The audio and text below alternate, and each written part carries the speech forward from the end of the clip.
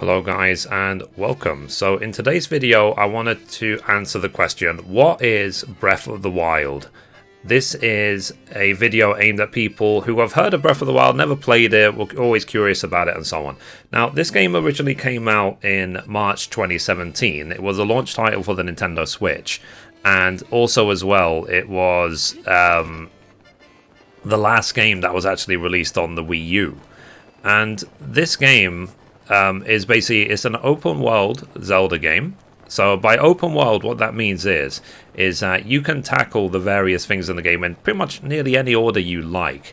But the point is still the same as with all Zelda games, that you are trying your best to save the Kingdom of Hyrule and ultimately Princess Zelda. And you play the character called Link, who you can see on the screen right now. Now, when I first played this game, it was actually...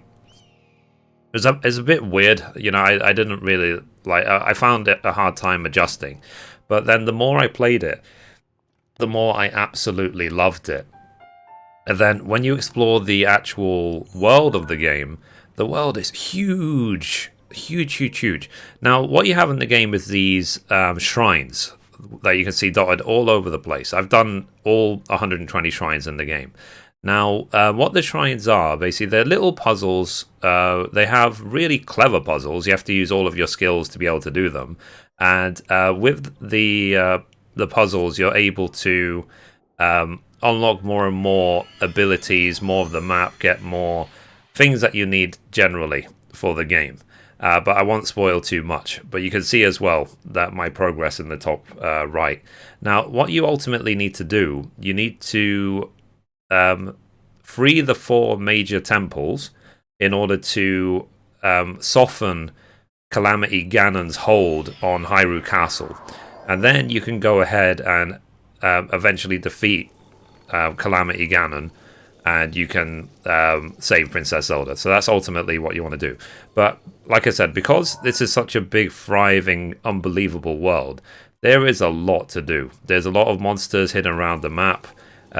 There is a lot of exploring to do, and even though you have the choice of doing it in whichever order you like, you will find generally a path towards which way you want to go. So generally you want to go towards the different temples in the game, like that one and that one, towards the divine beasts. So now it is actually possible to defeat the game while not actually defeating any of them. So they released, like, ages ago, I can't remember who it was, but someone released, like, a speed run of the game where they finished the game in literally, like, I don't know, like 20 minutes, because they did the intro, they then went straight to Calamity Ganon and defeated him.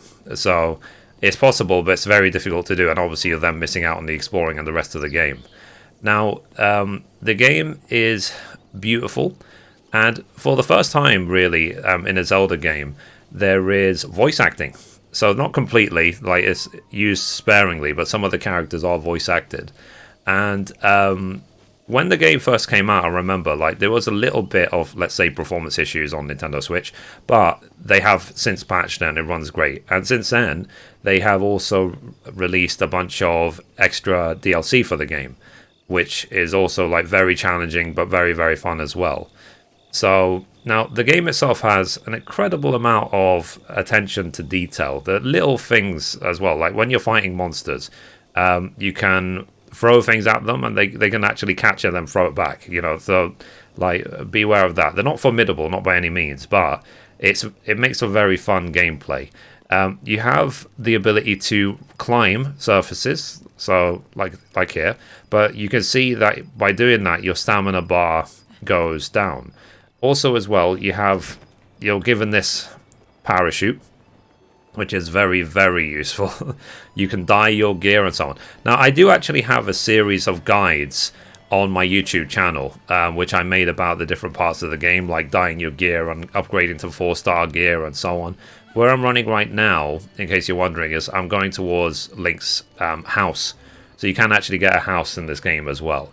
So in 2017, when it came out, I absolutely loved this game. So like I said, initially, I was kind of like, eh, but the more I played it, the more I wanted to play it. And it got to a point where literally, like 120 hours later, there wasn't anything else I wanted to play. Simple as that. So, the game is so fun, so beautiful. You can get a horse, you can get Epona with the amiibo system. If you have the Super Smash Brothers amiibo, and the way the amiibos kind of work, let me show you an example what an amiibo is. So amiibos are these little characters. Oop, sorry, damn it.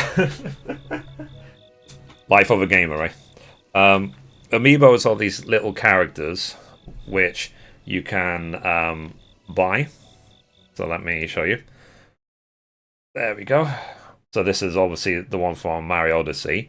You can place it on the controller, and it, like I've got the Pro Glide controller, and it will scan it, and it can give you a lot of in-game rewards. And that is a thing that's been enabled in a lot of Nintendo Switch games. So do not underestimate the value of the amiibo. So the amiibos are not just collectibles and they look pretty, they give you in-game rewards. And you can also get Zelda's horse in this game, but it's very difficult to get. But I have, like I said, released guides about how to do that. And what is really, really fun about this game, really, is about the exploring. Simple as that. Exploring this beautiful world, like seeing what real weird things you can find, upgrading your gear. In order to get the ultimate gear set, you need to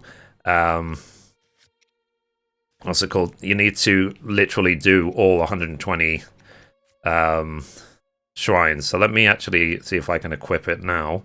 I don't want to really call it the ultimate gear set because it's by no means like the best, but it looks pretty. It's like it's this kind of typical. No, it's not that one. It's the typical Link outfit from previous Zelda games. I think it's this one. Yep. But you get this like right at the end.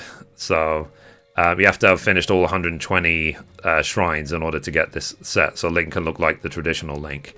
Now, the game takes you on a lot of twists and turns. There's a lot of nostalgia for the old Zelda games, like a lot, really. And basically, I don't know, it's like you just get absolutely mesmerized with this sort of game. You get lost in it. You really do. Like, it was one of the best games I have ever played. I mean, but my favorite game of all time still is, without a shadow of a doubt, Zelda 64 Ocarina of Time. Because that game, Nintendo have always been really good at innovating with great design. And but Ocarina of Time was 20 years ahead of its time. Like, there's some games even today which you can see get inspiration from Breath of the Wild. Simple as that. So anyway, let me quickly take you to Link's house. You can actually buy a house for Link. It's really cute. You can fill it with furniture as well.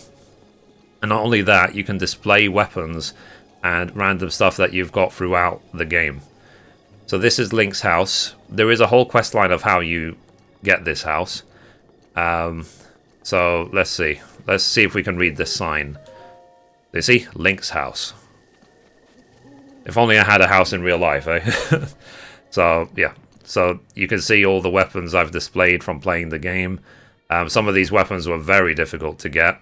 But I'm very proud of this. Obviously, I've got my own bedroom right up here as well. And you can actually sleep in it as well, as you can see. So there is a lot of reward in this game. And at any time, you can travel and teleport to any of the shrines you've finished before. So any of the shrines you've unlocked. So you can see I've got effectively like 120 teleports around the game. They even have other things in the game as well. Like they have the Lost Woods in this game, which you'll recognize from other Zelda games and so on. So this game, like I said, it's a beautiful, beautiful game. It's very, very fun. I would highly recommend it.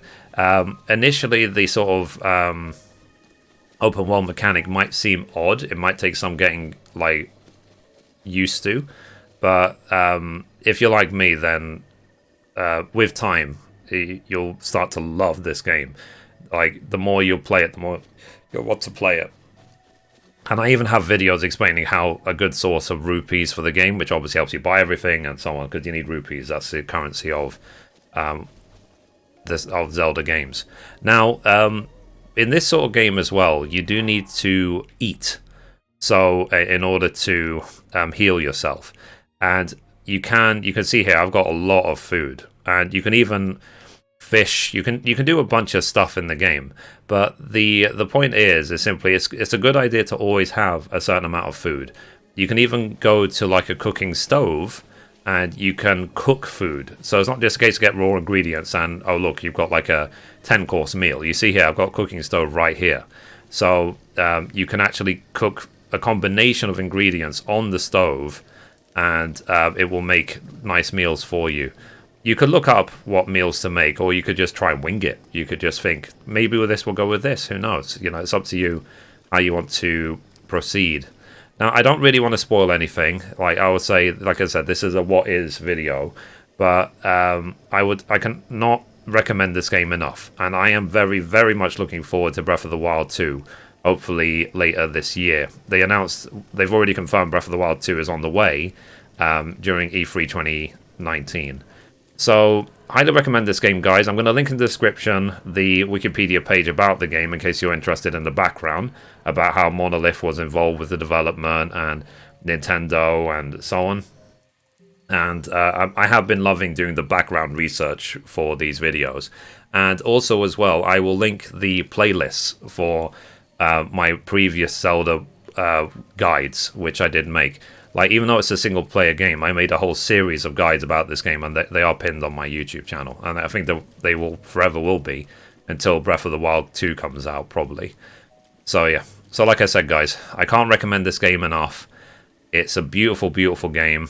Like, yeah, Nintendo is on fire these days. You can't really rival Nintendo these days, because the point of Nintendo games always has been, is it fun?